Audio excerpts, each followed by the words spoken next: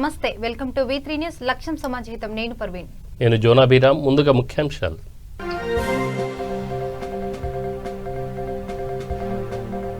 కేసీఆర్ పై BJP అధ్యక్షుడు Bandi Sanjay fire ప్రాజెక్టుల పేరుతో అవినీతికి పాల్పడ్డారని ఆరోపణ తెలంగాణలో కరోనా వ్యాక్సిన్ సందడి టీకాపై భయాందోళన వద్దన్న మంత్రి జగదీష్ రెడ్డి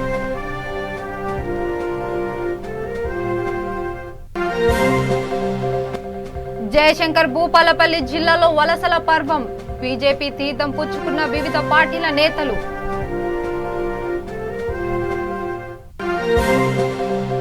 ఆదిలాబాద్ జిల్లాలో కాంగ్రెస్ నేతల మహాధర్నా దళితుల హామీల్లో కేసీఆర్ విఫలమయ్యారంటూ ఫైర్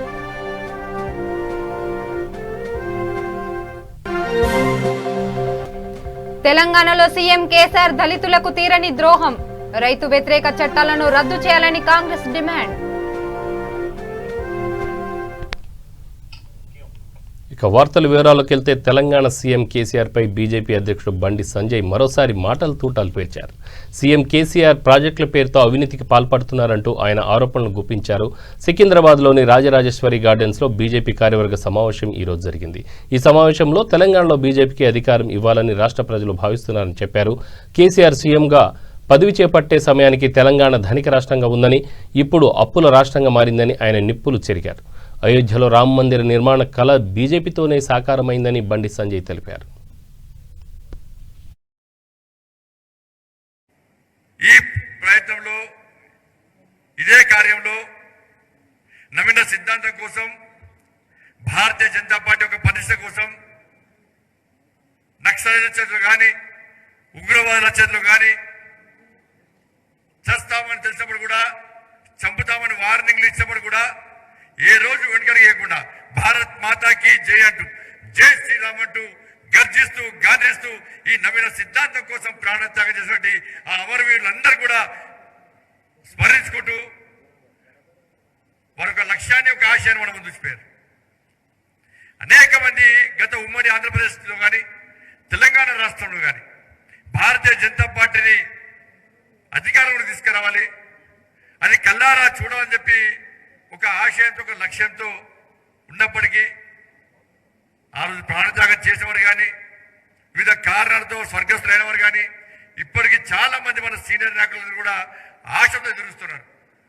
గోల్కొండ కిల మీద కాషాయం జెండాను రెప్పరెప్ప ఆడేటువంటి అద్భుత సన్నివేశాన్ని ఒక్కసారి కల్లారా చూడాలని చెప్పి అనేక మంది నాయకులు ఇప్పటికీ ఎదురుస్తూ ఉన్నారు. కాబట్టి ఈ సమావేశం యొక్క లక్ష్యం మనకు తెలుసు.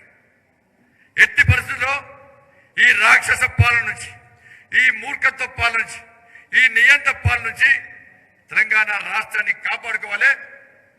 తెలంగాణ రాష్ట్రంలోని గోల్కొండ కిల మీద కాషాయపు జెండాను రెప్పరెప్పలు ఆడించడమే లక్ష్యంగా 2023లో భారతీయ జనతా పార్టీని తెలంగాణ రాష్ట్రంలో అధికారం తేవడమే లక్ష్యంగా ఈ రోజు మనందరం కూడా ఈ కార్యవర్గ సమావేశ లక్ష్యాన్ని ఎంచుకొని మనం నిర్ణయాలు తీసుకోబోతున్నాం. మనకు తెలుసు తెలంగాణ రాష్ట్రంలో ఏం జరుగుతుందో.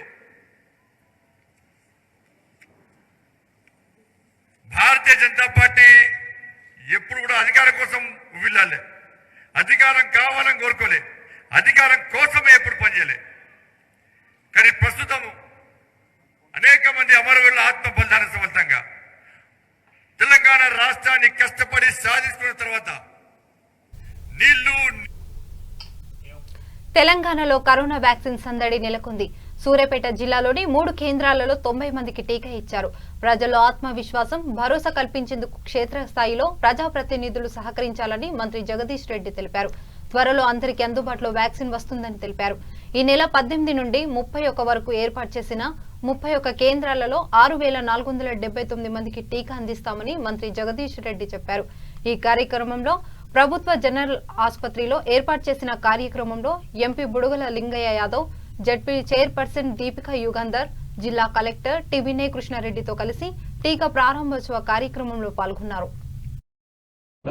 ఈ 31 హాస్పిటల్స్ ఎక్కడికి వెళ్ళాలనేది లింక్ చేసుకుంటాం సార్. మన దగ్గర 4 సెంటర్స్ ఉన్నాయి.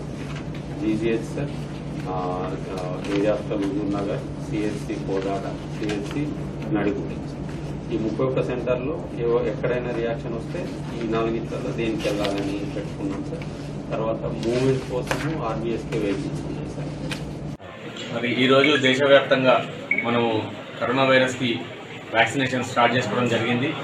ఇప్పుడే మన ప్రధానమంత్రి గారు దేశ ప్రజలను ఉద్దేశించి ప్రసంగించారు.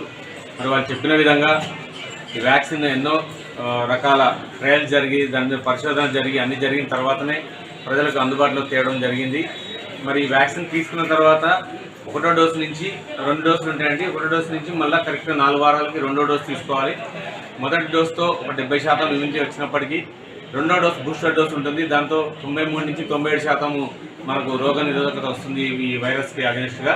కానీ వచ్చినప్పటికీ వ్యాక్సిన్ వేసుకున్నప్పటికీ ఎవరు కూడా ఆ కోవిడ్ గైడ్లైన్స్ మర్చిపోక ఆ నిబంధనలు అనుసరించే మనము నడుచుకోవాలి. భౌతిక దూరం పాటించాలి, మాస్క్ ధరించి ఉండాలి.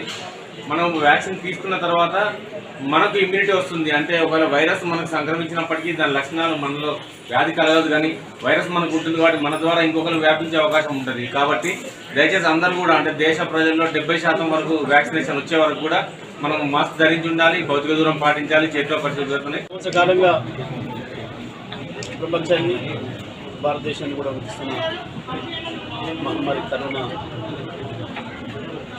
పీడ నుంచి విడుదలకి దేశవ్యాప్తంగా ప్రపంచవ్యాప్తంగా అనేక పరిశోధనలు జరిగి అనేక రకాల వ్యాక్సిన్లను కనుగొన్నారు. దాంట్లో భాగంగా ఈరోజు భారతదేశంలో ఇప్పుడే ప్రారంభం చేసినారు. మనం మన సూర్యాపేటలో కూడా ఈరోజు ఈ వ్యాక్సినేషన్ ప్రోగ్రామ్ ప్రారంభం చేసుకుని మనకి ఇక్కడ కోవిషీల్డ్ వ్యాక్సిన్ మనకు పంపించడం జరిగింది కేంద్ర ప్రభుత్వం నుండి. ఈరోజు సూర్యాపేట జనరల్ హాస్పిటల్లో మెడికల్ కాలేజ్ హాస్పిటల్లో మనం ఈ కార్యక్రమాన్ని ప్రారంభం చేసుకున్నాం. రంగారెడ్డి జిల్లా రాజేంద్ర నగర్ మండలంలో ఎమ్మెల్యే ప్రకాష్ గౌడ్ సుడిగాలి పర్యటన చేశారు. అనంతరం మైలార్దేవపల్లి డివిజన్ పద్మశాలిపురం కాలనీలో మార్కండేయ పద్మశాలి పొదుపు సంఘం ఆధ్వర్యంలో నూతనంగా శ్రీ మార్కండేయ భవన్ ఏసీ కన్వెన్షన్ హాల్ను ఆయన ప్రారంభించారు. ఈ భవన ప్రారంభోత్సవం కార్యక్రమంలో ముఖ్య అతిథిగా రాజేంద్ర నగర్ ఎమ్మెల్యే ప్రకాష్ గౌడ్తో పాటు మాజీ కార్పొరేటర్ ప్రేమ్దాస్ గౌడ్, పద్మశాలిపురం సంఘం సభ్యులు, స్థానిక ప్రజలు, పద్మశాలి కుల బాంధవులు తదితరులు పాల్గొన్నారు.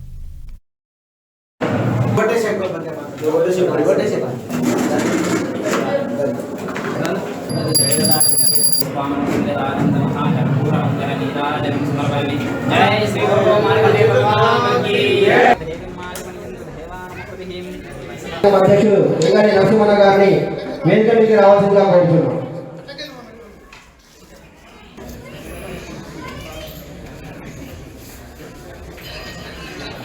రవి కుమార్ గారిని వేదికకి రావాల్సిందిగా కోరుతున్నాం.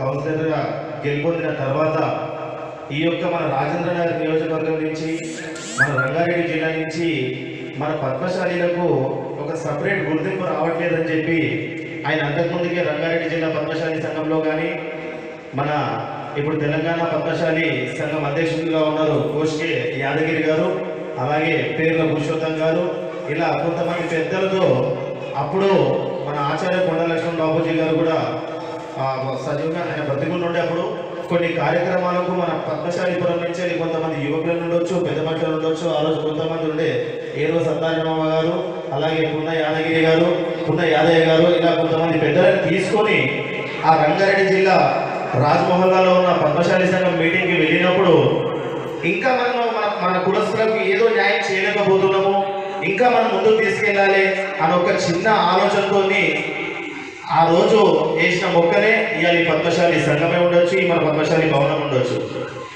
సతీష్ కౌన్సిలర్ అయినా సతీష్ కూడా బాగా నిజంగా మనలో గెలిపించాలి, బాగా ఆలోచించారు. ఊకే కొట్లాడుతుంది అప్పుడు ఏం లేదు. అప్పుడు 5 మంది కౌన్సిలర్ తీసుకుని 5 మంది గెలిపిస్తున్నాం. రాజకీయాల్లో కూడా నన్ను ఎదురైపోయింది చాలా మంది. అదే ఏ వస్తే అవుతాయి చాలా మంది. సరే భగవంతుడు చూద్దామని 25 ఏళ్ళు రాజకీయాల్లో మనం ఎదుగుడు వచ్చినాం. ఆ భగవంతుడు మీ అందరి ఆశీర్వాదంతో ఇవాళ ఈ స్థాయికి తీసుకొచ్చింది. తెలంగాణలో వలసల పర్వం కొనసాగుతుంది. వివిధ పార్టీలకు చెందిన కాంగ్రెస్, టీఆర్ఎస్ నేతలు కమలం తీర్థు పుచ్చుకుంటున్నారు. జయశంకర్ భూపాలపల్లి జిల్లా కాటారం మండల కేంద్రంలో బీజేపీ మండల అధ్యక్షుడు బొమ్మన భాస్కర్ రెడ్డి అధ్యక్షన తన వివిధ పార్టీల నేతలు బీజేపీ కండువ కప్పుకున్నారు. ఈ కార్యక్రమానికి ముఖ్య అతిథిగా హాజరైన బీజేపీ జిల్లా అధ్యక్షుడు కన్నం యుగేందర్ వారికి కండువ కప్పి పార్టీలోకి ఆహ్వానించారు. కేంద్ర ప్రభుత్వం గ్రామాల అభివృద్ధికి అనేక నిధులు మంజూరు చేసిందని జిల్లా అధ్యక్షుడు కన్నం యుగేందర్ తెలిపారు.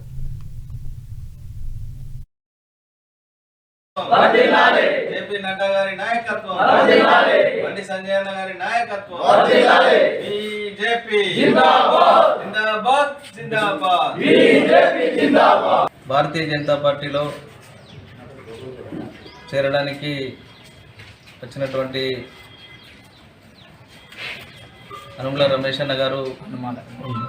హనుమాల రమేష్ గారు కాంగ్రెస్ పార్టీ నుంచి రావడం జరిగింది. అదేవిధంగా ఆరెల్లి సమ్మయ్య గారు, వేముల రమేష్, పరిచయమైన అనిల్ టీఆర్ఎస్ పార్టీ నుంచి చేరడం జరిగింది. ఈరోజు రాష్ట్రంలో భారతీయ జనతా పార్టీ రాష్ట్ర అధ్యక్షుడు బండి సంజయ్ గారి నాయకత్వంలో ఈ రాష్ట్రంలో బీజేపీ ప్రభుత్వాన్ని ఏర్పాటు చేయడం జరుగుతుంది. వారి నాయకత్వంలో పార్టీ దినదిన అభివృద్ధి చెందుతుందనేటువంటి గొప్ప ఆశయంతో వివిధ గ్రామాల నుండి చాలామంది పార్టీలో చేరడానికి సిద్ధంగా ఉన్నారు. ఆయా గ్రామాల నుంచి చాలామంది పార్టీలో చేరుతున్నారు. ఈరోజు దౌర్భాగ్యమైనటువంటి పరిస్థితి, కేసీఆర్ గారు చెప్పేదోటి చేసేదోటి, సొమ్మొకరిది సోకొకరిది.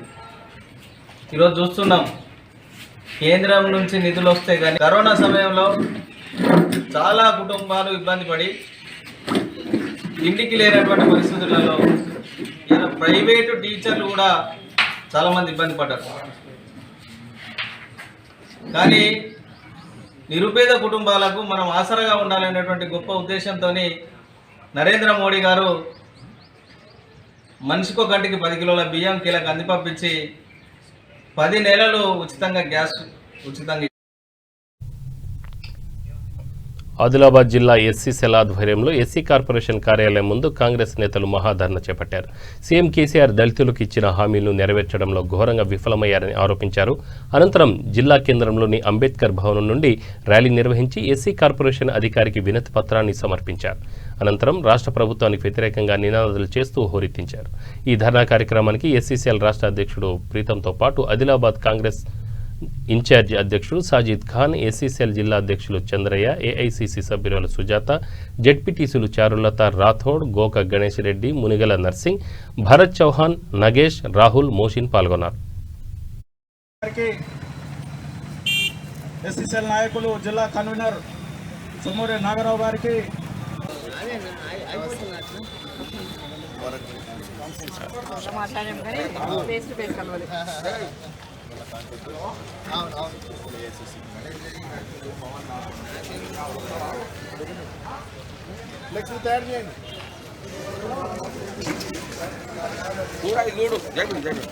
తెలంగాణ ప్రదేశ్ కాంగ్రెస్ కమిటీ ఎస్సీ విభాగం అధ్యక్షుడు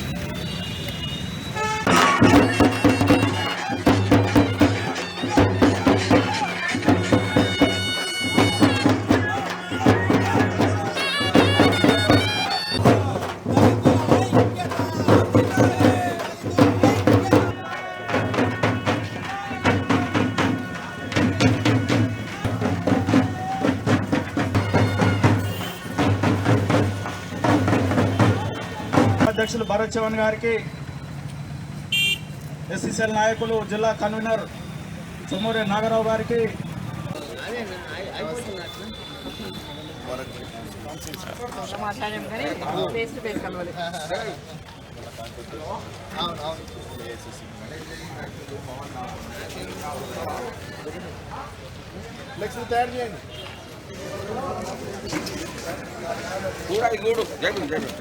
తెలంగాణ ప్రదేశ్ కాంగ్రెస్ కమిటీ ఎస్సీ విభాగం అధ్యక్షుడు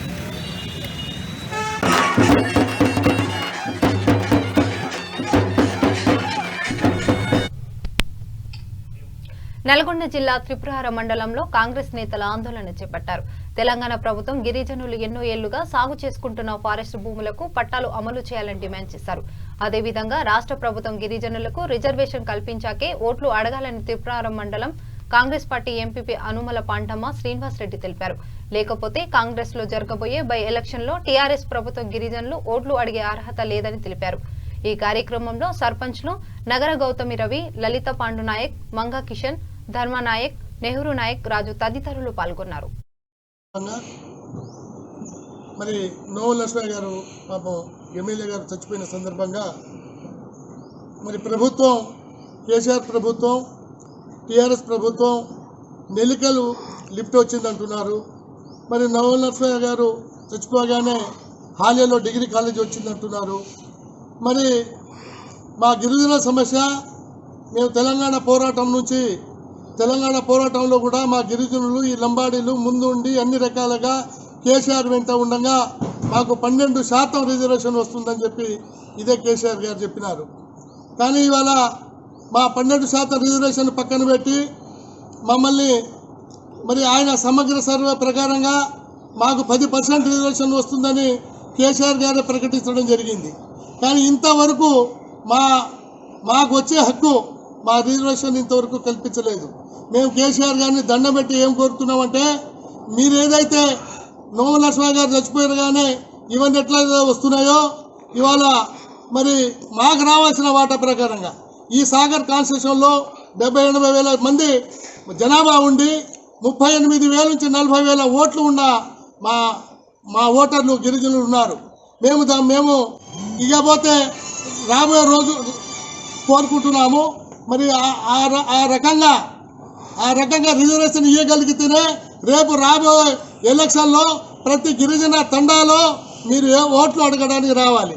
లేదైతే ఏదైతే మా ఓట్లు వద్దంటున్నారో మా రిజర్వేషన్ ఏ విధంగా అయితే ఆపుతారో ఆ విధంగా కూడా మేము ఈ ఓట్లను టీఆర్ఎస్ ప్రభుత్వం వేయము, మేము ఈ తండాలో వస్తే మేము ఊకునేది లేదని చెప్పి మేము కేసీఆర్ గారికి డిమాండ్ చేస్తున్నాము. ఇప్పటికైనా మరి సాగర్ కాన్స్టిట్యూషన్ నియోజకవర్గంలో టీఆర్ఎస్ కనుక గిరిజనులకే టికెట్ ఇస్తే కాంగ్రెస్ పార్టీ తరఫున కూడా గిరిజనులకే టికెట్ ఇస్తామని చెప్పి మా నాయకత్వం కూడా ప్రకటించడం జరిగింది, ఆలోచన చేయడం జరుగుతుంది. మరి ఆ విధంగా గిరిజనులకు టికెట్ ఇచ్చినా మాకు చాలా సంతోషంగా ఉంటుందని చెప్పి మేము ఈ విధంగా ఈ సందర్భంగా గుర్తు చేస్తున్నాం. ముఖ్యంగా మాకు కావాల్సింది మాకు 9% రిజర్వేషన్ కల్పించవలసిందిగా మరి మేము గిరిజనుల తరఫున డిమాండ్ చేయడం జరుగుతుంది. పట్టభూములకు వెంటనే పట్టాలు రావాలని కోరుకుంటున్నాం. మా గిరిజనులు అదే డిమాండ్ చేస్తున్నాము కేసీఆర్కి. మా గిరిజనులు ఓటేయటానికే పనికి రావు అని అనుకోవద్దు కేసీఆర్. మాకు ఏదైనా ఉద్యోగాలైనా ఇస్తాం అనేది కూడా ఇయ్యలేదు ఇంతవరకు. తెలంగాణలో సీఎం కేసీఆర్ దళితులకు తీరని ద్రోహం చేస్తున్నారని కాంగ్రెస్ పార్టీ రాష్ట్ర ఐటీ సెల్ అధ్యక్షులు మదన్ మోహన్ అన్నారు. కామారెడ్డి జిల్లాలో విస్తృతంగా పర్యటించిన ఆయన స్పీకర్ పోచారం శ్రీనివాసరెడ్డి రైతులకు న్యాయం చేకూర్చడంలో పూర్తిగా విఫలమవుతున్నారని మండిపడ్డారు. అదేవిధంగా కేంద్ర ప్రభుత్వం ప్రవేశపెట్టిన రైతు వ్యతిరేక చట్టాలను రద్దు చేయాలని డిమాండ్ చేశారు. ఈ కార్యక్రమంలో కాంగ్రెస్ పార్టీ నేతలు యలమంచిలి శ్రీనివాసరావు, కూనీపూర్ రాజారెడ్డి, గంగా ప్రసాద్, ఇందూరి చంద్రశేఖర్, బానోత్ రమేష్, బిర్కూర్ సలీం, కాంగ్రెస్ పార్టీ నేతలు, రైతులు తదితరులు పాల్గొన్నారు. నేను ఒక పెద్ద రైతును, నేను ఒక వ్యవసాయ కుటుంబం నుంచి వచ్చినా మరి నేను దిగుతు కట్టుకున్నా, నేను రైతుకు ఒక ప్రతీకాన్ని మీరు ఏదైతే చెప్తున్నారో మరి అన్ని వ్యవసాయ శాఖ మంత్రిగా చేసిన వాళ్ళు, ఒక రైతు బిడ్డగా పుట్టిన వాళ్ళు, వ్యవసాయం చేసిన వాళ్ళు ఈరోజు కొనుగోలు కేంద్రాలు ఆపుతున్నా అని చెప్పి మీరు ఒక్క మాట కూడా మాట్లాడలేదు. ఇదే రైతులు మీకు ఓటేపించి నేను వ్యవసాయ మంత్రిగా చేసిండు, ఇదే రైతులు మిమ్మల్ని స్పీకర్గా చేసిండు. మేము ఒకటే డిమాండ్ చేస్తున్నాం, రిక్వెస్ట్ కూడా చేస్తున్నాం పెద్ద ఆయనకి, రైతులకి కొనుగోలు కేంద్రాలు అని చెప్పేసి వచ్చిన పంటను మొక్కను కొట్టేసారు, ట్రాక్టర్లతో దున్నిరు. మేమందరం కలిసి శత్రునాయక్ తండా, కాంగ్రెస్ పార్టీ తరఫున శత్రునాయక్ తండాకి వెళ్ళి వాళ్ళకి మా చేతనాయకులు సహాయం చేసినాం. మరి తప్ప దానికి ఇలా నా మీద కేసు పెట్టారు. ఈరోజు బాంధవాడ పోలీస్ స్టేషన్ పోయి నేను నా కేసు లెటర్ తీసుకున్నా, నోటీస్ ఇచ్చారు నాకు. నేను ఒకటే అడుగుతున్నా, నేను చేసిన తప్పేంటి? ఏం తప్పు చేసినా ఇలా మన గిరిజన సోదరులకు ఆడపడుతులు పొలాలు వాళ్ళు పని చేస్తుంటే ట్రాక్టర్లతోని ఫారెస్ట్ ఆఫీసర్లు దున్నిరు భూమిని. మేము ఒకటే అడిగినాం, పోడు భూములు కావచ్చు, పంట అయిన తర్వాత నోటికి వచ్చిన పంట పెట్టుబడి పెట్టిన పంటను మీరు దున్నిరు అని చెప్పి మా చేతనైత ఆర్థిక నిజామాబాద్ జిల్లా బాల్కొండ నియోజకవర్గం ముంచుకూరు గ్రామంలో పలు బాధిత కుటుంబాలను ముత్యాల సునీల్ కుమార్ పరామర్శించారు. బెంగల్ మండల ముజ్కూర్ గ్రామంలో ఓరగంటి సాకలి గంగాధర్ అనారోగ్యంతో మరణించాడు. వారి కుటుంబానికి పరామర్శించి వారికి 10,000 రూపాయల ఆర్థిక సహాయం అందజేశారు. అదేవిధంగా నాదేడ్ బాలయ్య అనారోగ్యంతో బాధపడుతుండటంతో ఆయనను పరామర్శించారు. అదే గ్రామానికి చెందిన నడ్పి గంగారెడ్డి వాళ్ళ తండ్రి అనారోగ్యంతో మరణించాడు. వారి కుటుంబ సభ్యులను పరామర్శించి సంతాపాన్ని తెలిపారు.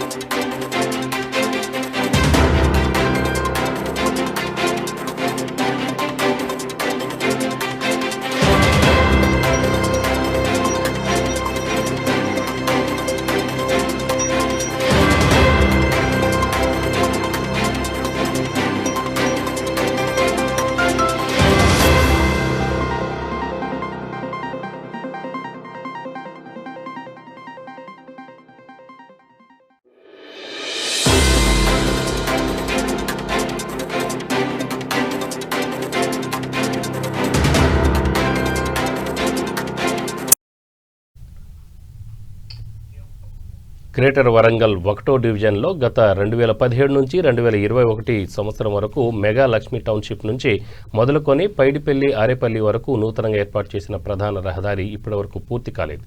దీంతో శోచనీయమని పైడిపల్లి నగరవాసులు అభిప్రాయాన్ని వ్యక్తం చేస్తున్నారు. 2017 సంవత్సరంలో ఎమ్మెల్యే ఆరూరి రమేష్ రోడ్డు నిర్మాణ పనులకు 4 కోట్ల రూపాయలు మంజూరు చేశారని బీజేపీ నాయకుడు శ్రీనివాస్ తెలిపారు.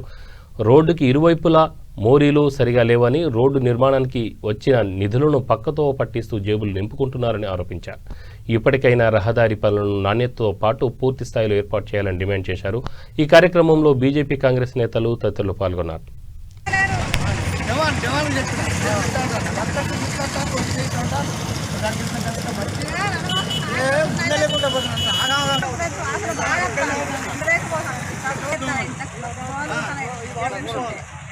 ఈరోజు జరిగే సమాజంలో నాణ్యత లేని రోడ్లు వేస్తున్నారు సంబంధించిన కార్పొరేట్లు, ప్రభుత్వము. ఈ ప్రభుత్వ సొమ్మును దుర్వినియోగం చేస్తున్నారు. ఈరోజు పైడిపల్లిలో ఉన్న first bus stop, second bus stop Arepalli నుంచి వెళ్ళి లక్ష్మీ వెంకటరామస్ గారికి వచ్చే రోడ్డును 17 కోట్ల వ్యయంతో కేటాయించారు. ఈ డబ్బును అంతా దుర్వినియోగం చేస్తున్నారు ఈ కాంట్రాక్టర్లు. కింద ఈ రోడ్ వేసేటప్పుడు కింద ఒక మట్టి వేస్తుంటుంది, ఇసుక పోసి దాన్ని రోలింగ్ చేయలేదు, క్యూరింగ్ చేయలేదు, చేయకుండా నాణ్యత లేని రోడ్ వేసిండ్రు. ఈ రోడ్ వేసిన దీనికి ఒక పేపర్ వేసి రోడ్ వేయాలి, పేపర్ వేయలేదు. ఈ రోడ్డుకు వేసి ఇరువైపులా ఇది 80 ఫీట్ల రోడ్డు చేయాలి. డ్రైనేజ్ వ్యవస్థ లేదు, డ్రైనేజ్ వ్యవస్థ లేకుండా చూస్తాయి రోడ్లు వేసిండ్రు. ఈ డ్రైనేజ్ వ్యవస్థ ఎక్కడికి పోవాలి, వాటర్ ఎక్కడ పోవాలి, ఇళ్ళలో వాటర్ ఎక్కడ పోవాలి, కింద మిషన్ భగీరథ పైపులు ఉన్నాయి. ఈ పైపులు చూద్దా అది పక్కపాటు వేయాలి కదా.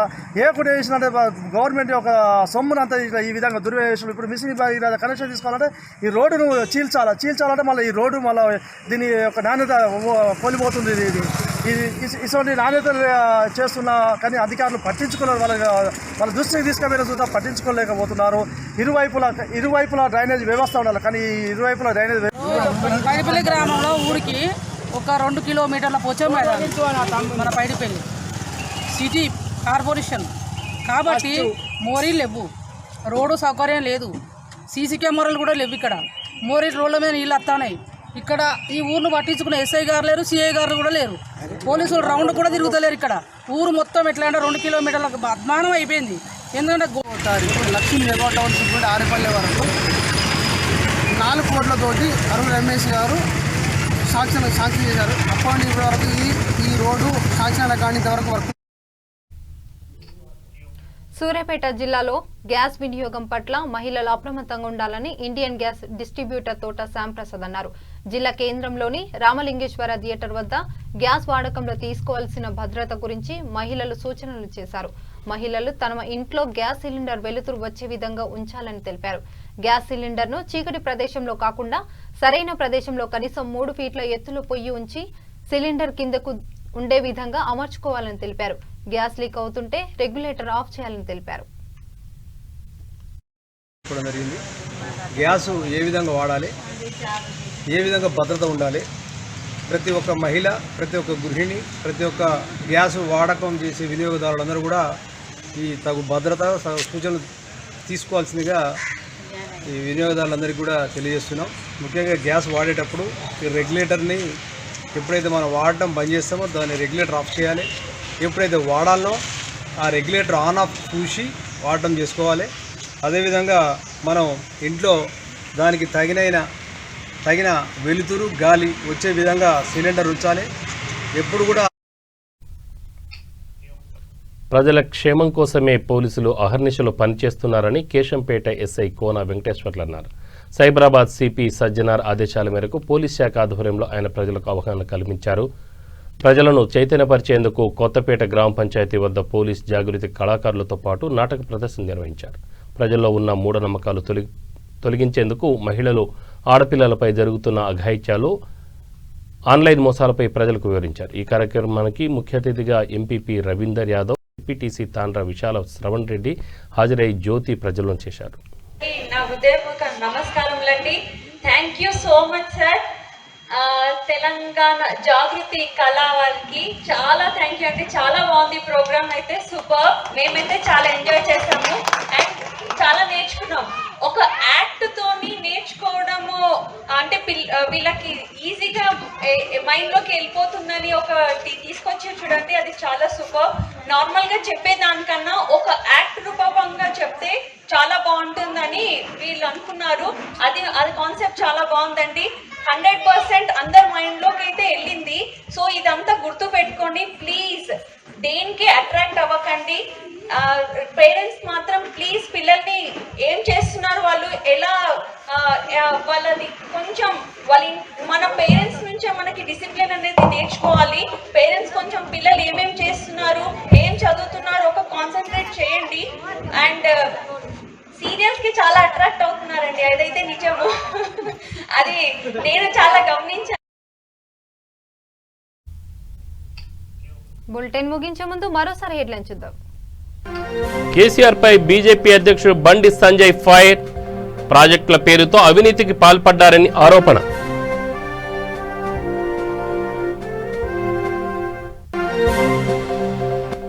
తెలంగాణలో కరోనా వ్యాక్సిన్ సందడి. టీకాపై భయాందోళన వద్దన్న మంత్రి జగదీష్ రెడ్డి.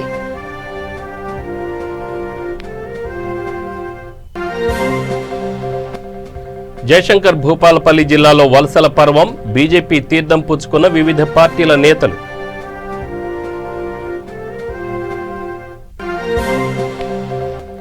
ఆదిలాబాద్ జిల్లాలో కాంగ్రెస్ నేతల మహాధర్నా. దళితుల హామీలో కేసీఆర్ విఫలమయ్యారంటూ ఫైర్.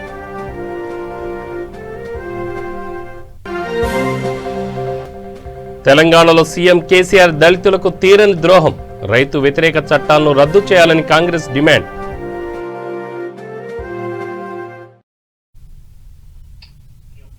ఇంతటితో వార్త సమాప్తం. చూస్తూనండి V3 న్యూస్. నమస్తే.